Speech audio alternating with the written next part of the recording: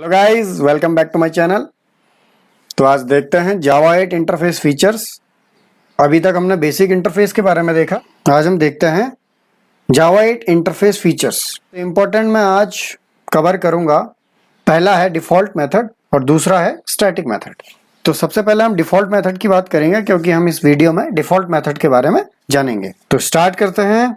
Default method को देखने से पहले हम ये देखते हैं कि जावा इंटरफेस 1.7 और उससे पहले क्या दिक्कतें थी।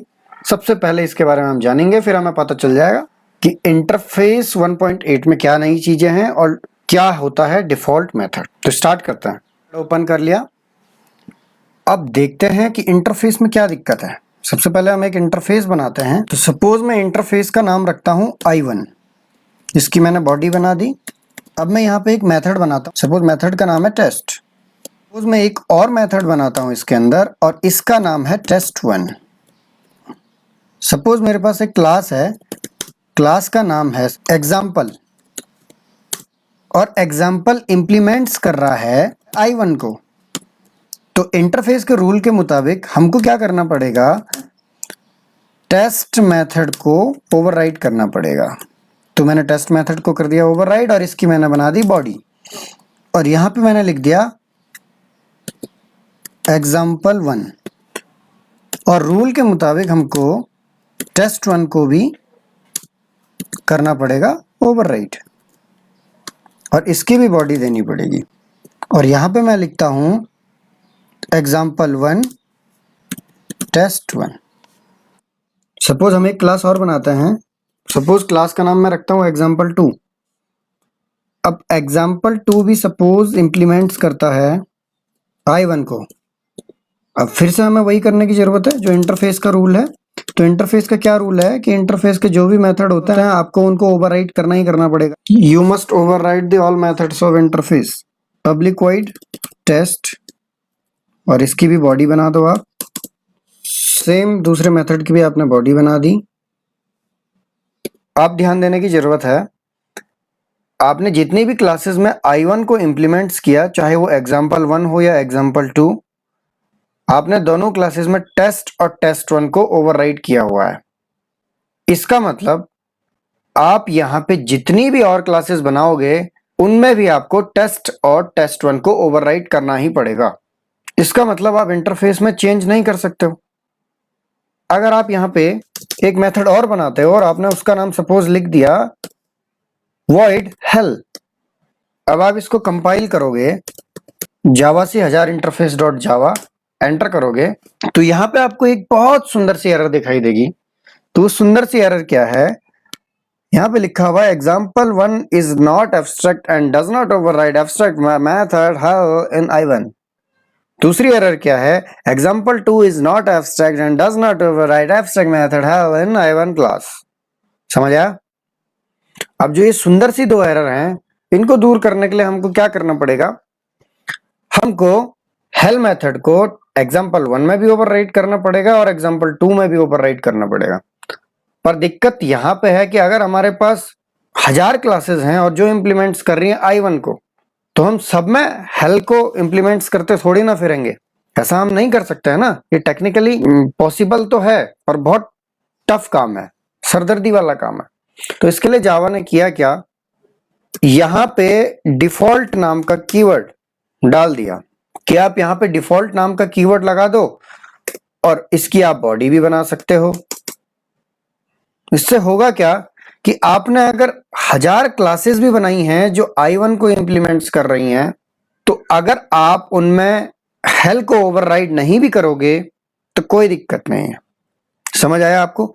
तो डिफॉल्ट का यूज आपको समझ आया कि अगर आपने कोई इंटरफेस पहले बना दिया है और उसकी इंप्लीमेंटेड क्लासेस भी पहले बना दी गई हैं और उसकी इंप्लीमेंटेशन भी कर दी गई है और बाद में अगर आप इंटरफेस में कुछ चेंजेस कर रहे हो, चेंजेस क्या कर रहे हो कि आप कोई मेथड बना रहे हो, तो अब आपको उस मेथड को मैंडेटरी ओवरराइड करने की कोई जरूरत ही नहीं है। समझ आया? तो ये बन गई प्रोग्रामर्स की लाइफ में टॉस। अननेसेसरी आप इस मेथड को ओवरराइड नहीं करोगे। This is the use of default और यही जावा 1.7 और उससे पहले वर्जन में दिक्कत थी। इतना समझ आया? अब मैं आपको डिफॉल्ट के बारे में बताता हूँ कि डिफॉल्ट्स के क्या रूल हैं। इसके लिए मैं यहाँ पे बाकी के एग्जाम्पल हटा देता हूँ क्योंकि छोटा एग्जाम्पल ज़्यादा समझ आता है। तो मैंने क्या किया, एग्जाम्पल 1 इम्प्लीमेंट्स I1, पूरा का पूरा वही फॉर्मेट है। एग्जाम्पल 1 ने टेस्ट और टेस्ट 1 को ओवरराइड किया है। अब मुझे एग्जाम्पल 1 क्लास को यूज भी तो करना है। यूज करने के लिए मैं public static void main function बनाऊंगा। मैं ये फंक्शन एग्जाम्पल 1 के अंदर भी बना सकता हूँ, पर मैं यहाँ पे सेपरेट बनाऊंगा। यहाँ पे मैं बनाता हूँ एक क्लास। सपोज इस क्लास का नाम मैं रख देता हूँ कोडिंग वाले बाबू। इसकी बॉडी बनाता हूँ और यहाँ पे लिख देता हूँ public static void main string args। ठीक है। अब यहाँ पे मैं एग्जाम्पल 1 का ऑब्जेक्ट बनाता हूँ। मैं लिखता हूँ example 1 ex equal new example 1। ex dot object से मैं कॉल करूंगा टेस्ट नाम के मेथड को। यहाँ पे लिखता हूँ ex डॉट टेस्ट2 टेस्ट1, सॉरी, इन दोनों को चला के देखते हैं। पहले मैंने कंपाइल किया, कोई एरर नहीं है। अब मैं इसको रन करके देखता हूँ। मैं लिखता हूँ जावा कोडिंग वाले बाबू। तो यहाँ पे देखो एग्जाम्पल 1 प्रिंट हुआ और एग्जाम्पल 1 टेस्ट 1 एक प्रिंट हुआ। एग्जाम्पल 1 टेस्ट फंक्शन से प्रिंट हुआ और एग्जाम्पल 1 टेस्ट 1 फंक्शन से प्रिंट हुआ। अब बात आती है डिफॉल्ट मेथड की। सपोज हम इस डिफॉल्ट मेथड की बॉडी बना देते हैं, क्योंकि डिफॉल्ट मेथड की बॉडी आप बना सकते हो। तो यहाँ पे मैं लिखता हूँ system dot out dot print default. अब यहाँ पे बहुत बेसिक रूल अप्लाई होगा। इंटरफेस पेरेंट क्लास है, एग्जाम्पल 1 चाइल्ड क्लास है, तो हेल मेथड इंटरफेस का इनहेरिट हो जाएगा एग्जाम्पल 1 में। तो आप चाइल्ड क्लास के ऑब्जेक्ट से डायरेक्टली हेल को कॉल कर सकते हो। तो मैं यहाँ पे करता हूँ हेल। अब इसको चला के देखते हैं।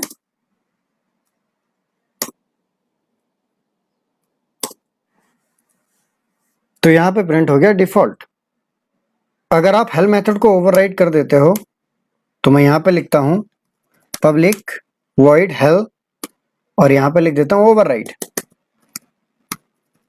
तो ऐसा आप कर सकते हो, क्योंकि चाइल्ड क्लास अपने पेरेंट के मेथड को ओवरराइड कर सकती है। क्योंकि इनहेरिटेंस का ये रूल होता है कि child class example 1 parent class के मेथड को कॉल कर पाएगी, जो यहाँ पे है I1 पेरेंट क्लास। तो इस केस में अभी पेरेंट का मेथड नहीं कॉल होगा, यहाँ पे चाइल्ड का मेथड कॉल होगा। तो इस बार यहाँ पे डिफॉल्ट नहीं प्रिंट हुआ, ओवरराइड प्रिंट हुआ। अब यहाँ पे एक इंपॉर्टेंट चीज है, जो ये डिफॉल्ट है। कई बार इंटरव्यू में पूछा जाता है कि जो ये डिफॉल्ट है क्या ये एक्सेस मॉडिफायर है, जैसे हमारे प्राइवेट पब्लिक एंड प्रोटेक्टेड हैं। तो इसका आंसर है नो। डिफॉल्ट सिर्फ एक कीवर्ड है, ये कोई एक्सेस मॉडिफायर नहीं है। इसको समझने के लिए एक एग्जांपल देखते हैं।